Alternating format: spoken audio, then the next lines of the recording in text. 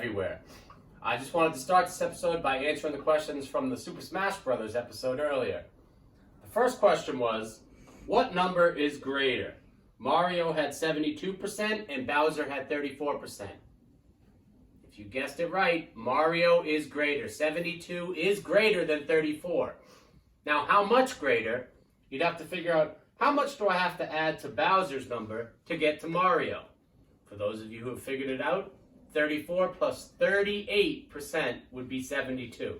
The answer was 38% greater or 38% more. Finally, the last question we asked was, how many more percentage points does Mario have to go before he loses a life? Well, he lost a life at 150%. Many of you saw that.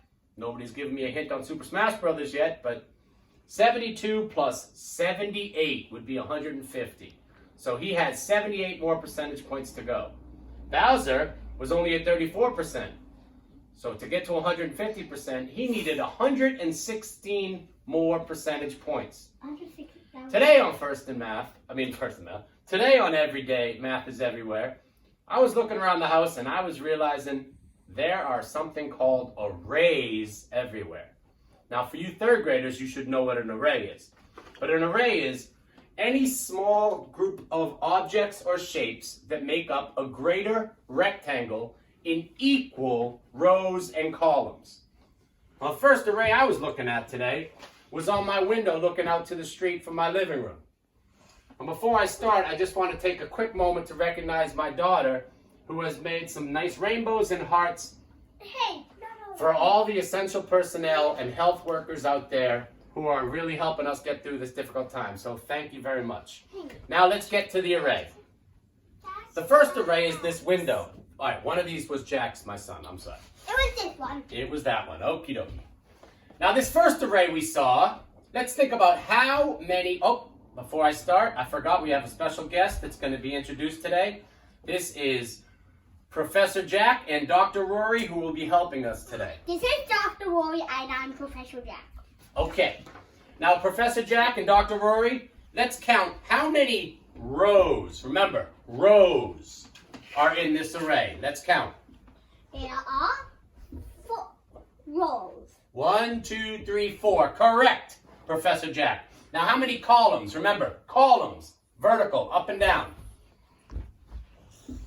1, 2, 3, 4. There are 4 columns. So 4 rows and 4 columns make up this perfect array. It's up to you kids to figure out, how can you figure out how many squares are in this array all together?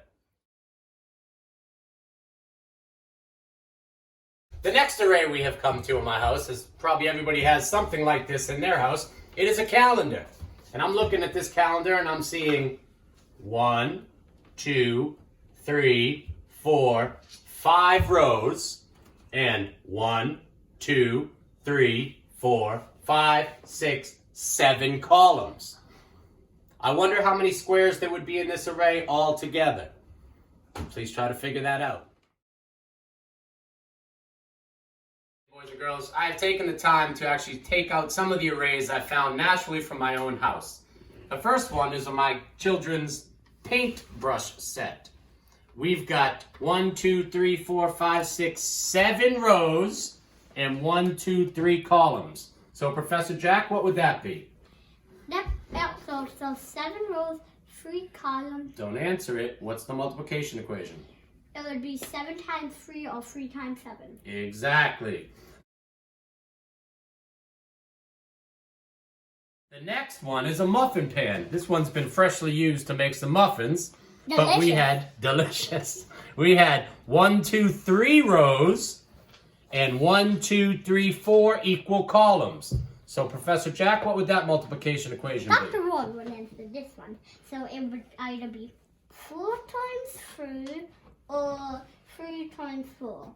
Fantastic.